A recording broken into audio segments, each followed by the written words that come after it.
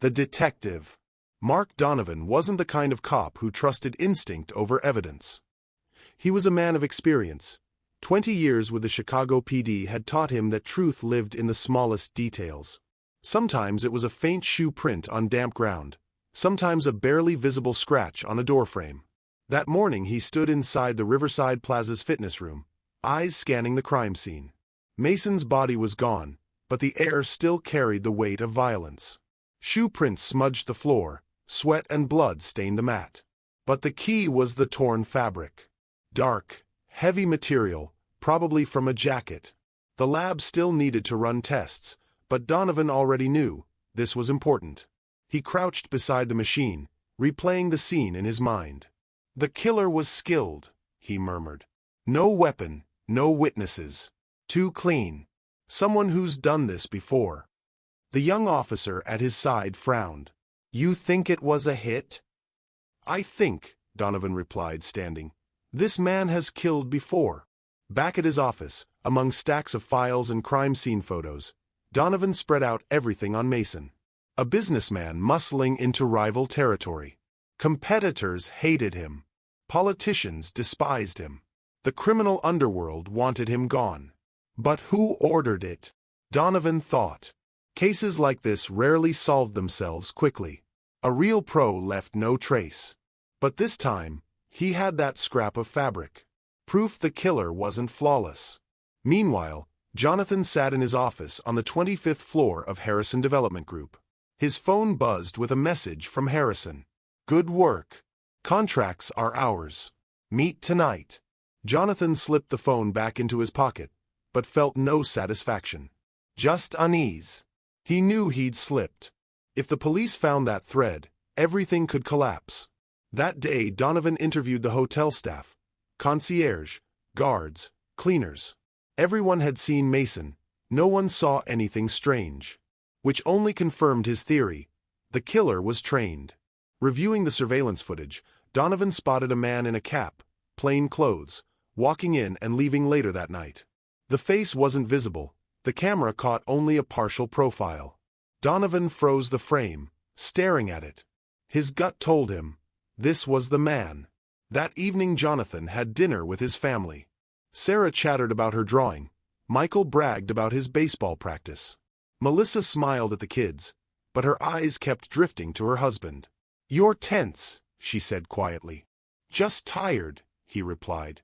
The phone rang, cutting them off.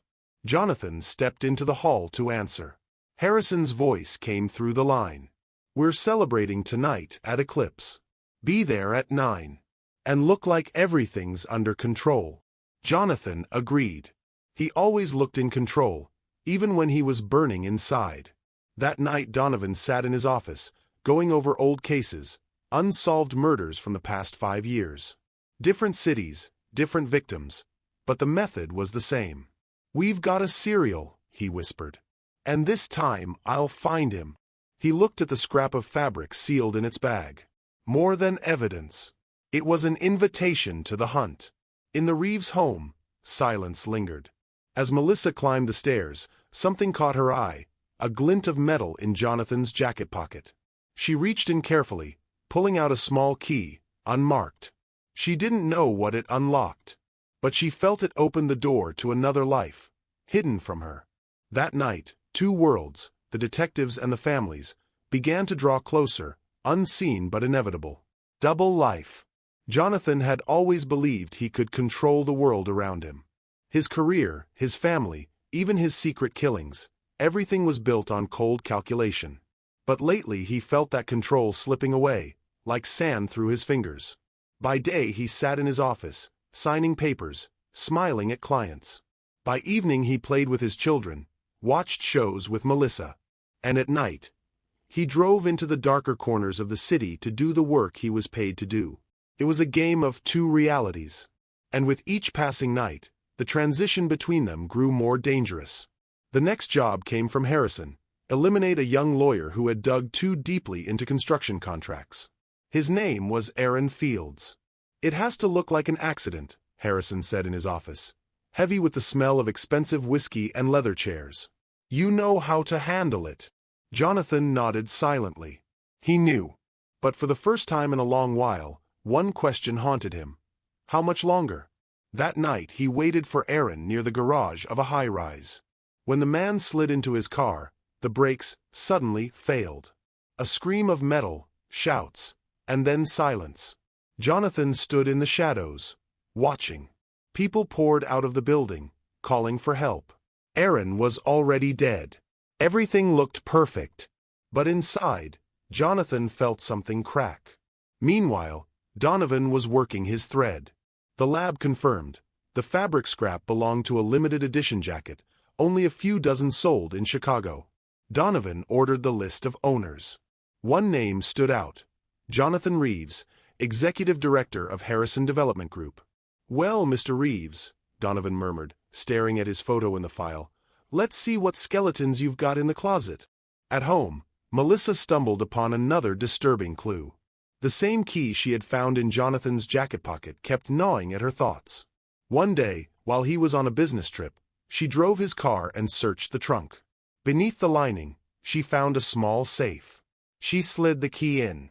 The lock clicked. Inside were bundles of cash, neatly stacked.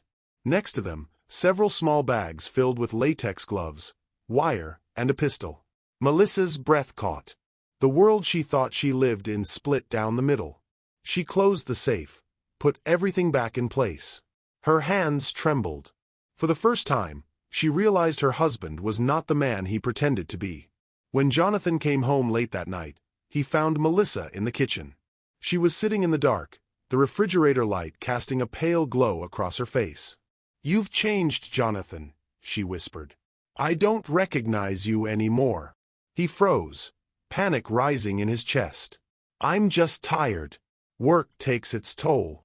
But her eyes told him otherwise. She knew more than she let on. Meanwhile, Donovan was closing in. He had already linked 3 other cases to Mason's killing. Different cities, different circumstances, but all with the same flawless, trace-free execution. On his board, he drew connections, red lines converging at one name, Jonathan Reeves. "You've hidden well, my friend," the detective murmured. "But now you're in my sights." The next morning, Melissa watched the children get ready for school, her heart heavy with fear. She was living under the same roof with a man she no longer understood. And Jonathan, adjusting his tie in the mirror, saw the reflection of 2 lives staring back at him. One, a loving father. The other, a cold-blooded killer. He felt the collision coming. Exposure. Melissa was never good at playing games. She was direct, honest, open. That was why life with Jonathan had once seemed simple, predictable. He was her rock, the steady presence that gave their children security. But now she carried a secret that crushed her daily. That safe in the trunk haunted her, bundles of cash, weapons, gloves. She wanted to confront him, scream in his face, "Who are you, Jonathan?" But fear held her back. For the first time in her life, Melissa was afraid of her own husband. Donovan, meanwhile, was moving quickly. He had a warrant for surveillance. There wasn't enough evidence for an arrest yet, but he was certain Reeves was connected to the murders. A plain van sat parked on the neighboring street. Cameras tracked Jonathan's every move, leaving home, returning, jogging. And the more Donovan watched, the more the hunter's thrill grew inside him. Jonathan felt it too. People on the street seemed to stare too long. Cars followed just a little too close. Paranoia set in. And still, he had to keep the mask of the perfect husband. That evening, as he and Melissa watched TV, he caught her gaze. Not warm and familiar, but guarded.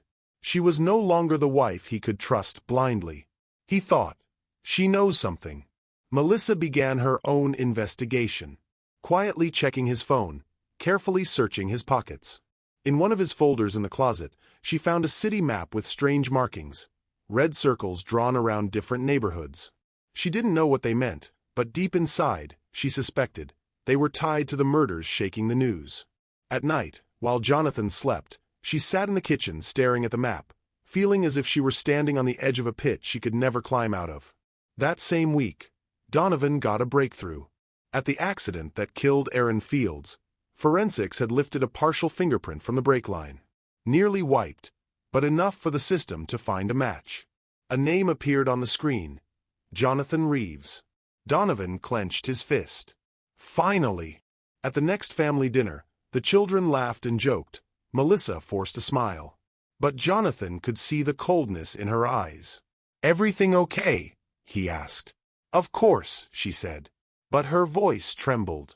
He knew she no longer believed him. And if she said a single word to the police, it would be over. A dark thought formed in his mind.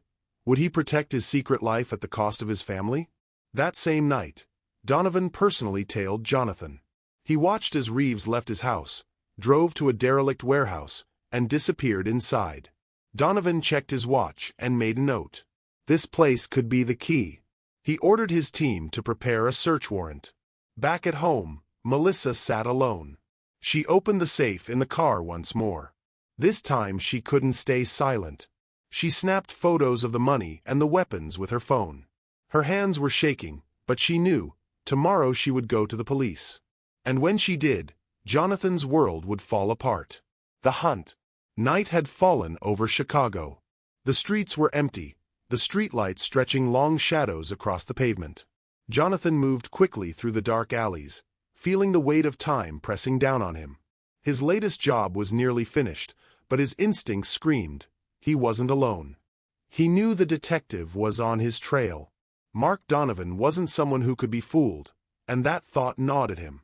Donovan sat in his van, watching Jonathan through the thermal scope. Every movement was noted, every step logged with time and direction. "Not much longer now," he muttered to himself. "You slipped up, Jonathan." The team was ready. Every one of Jonathan's nightly outings had been monitored. Tonight was the last chance to catch him in the act. Meanwhile, Melissa had made her choice. She grabbed her phone, the photos of weapons and cash, and walked straight toward the police station. Her heart pounded wildly. Each step felt endless, but the fear for her children pushed her forward. Inside, she found Donovan. Her voice trembled. "I know what he's been doing.